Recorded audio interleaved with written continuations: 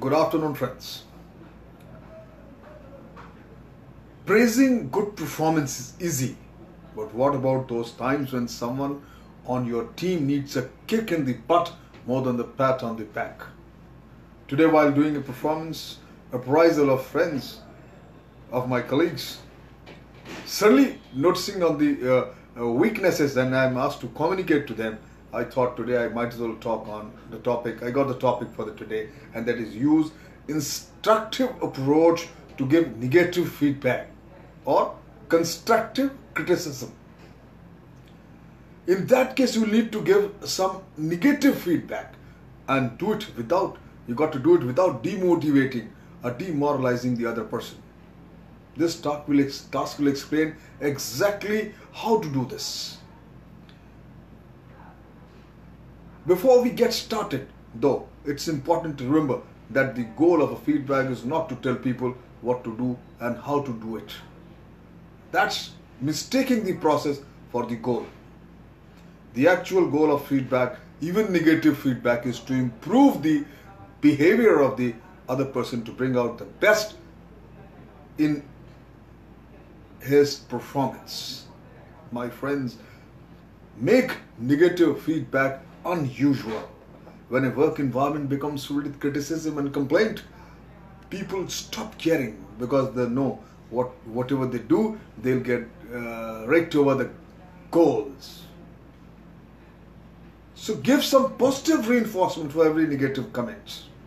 That's very important to keep their morale boosted. Don't stockpile negative feedback. Changes in behavior are more easily achieved when negative feedback is administered in small doses. When managers stockpile problems, waiting for the right moment, employees can easily become overwhelmed.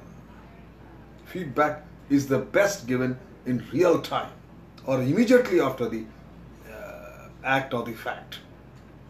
Never use feedback to vent. Sure, your job is frustrating, but although it might make you feel better to get your own worries and insecurities off your chest, venting a string of criticism seldom produces improved behavior.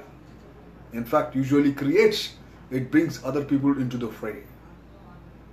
Don't email negative feedbacks. Start with the honest complaint. Compliment, you see. Start with the honest compliment. Compliment start a feedback session on the right footing. Effective feedback focuses on the positive while still identifying areas for further growth and better outcomes. Uncover the root of the problem. Listen before you speak. Most people can't learn unless they first feel that they have been heard out.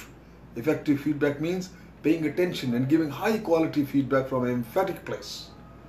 Stepping into other person's shoes, appreciating his or her experience and helping to move a person into a learning mode. Ask questions that drive self-evaluation.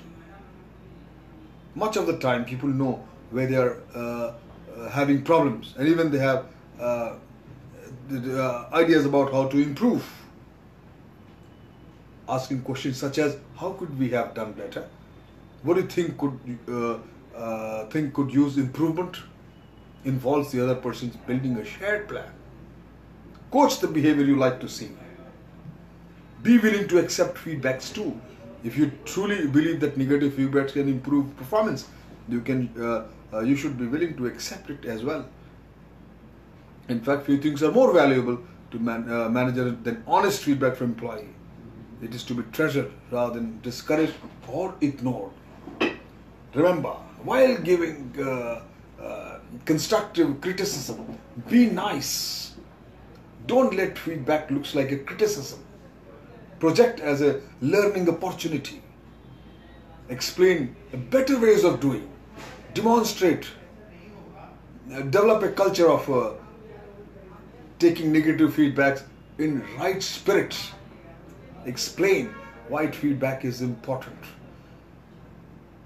Why it is important to communicate the weaknesses and how it should be used for self-development. It must be given immediately, I said it earlier, if you want to be effective. know the causes. Laziness, inefficiency, a bad attitude needs not necessarily be the cause of the poor performance. At times, best performers make mistakes. Identify root cause of poor performance in each case deliberately and communicate.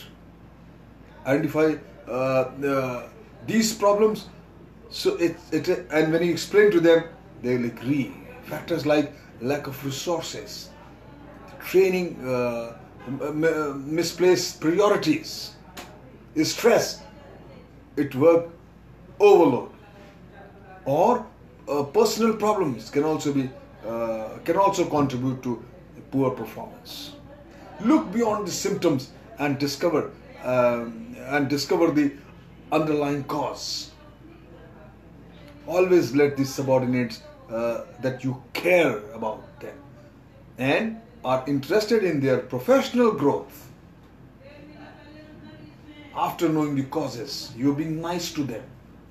You have to assess absolutely correctly. Sometimes unwillingly you become the cause of poor performance of your subordinates. Ambiguous goal or vague instructions lead to poor performance many a times. Before giving negative feedbacks, be sure that your subordinates are clear about your expectations from them. Find out from them how you can be clear to them and how you can make yourself further clearer. Work closely with them. Assist them. Evaluate that why a certain level of performance is necessary. Explain the bigger picture, the larger picture. While pointing out mistakes, always exhibit faith and trust in your employees. While giving feedback, be very, very specific. No beating around the bush. Vague criticism leads to guessing and distrust. My friends, remember, if you want to use instructive approach to give negative feedbacks, don't shy away from giving negative feedbacks ever, but make it more instructive and less critical. Thank you very much.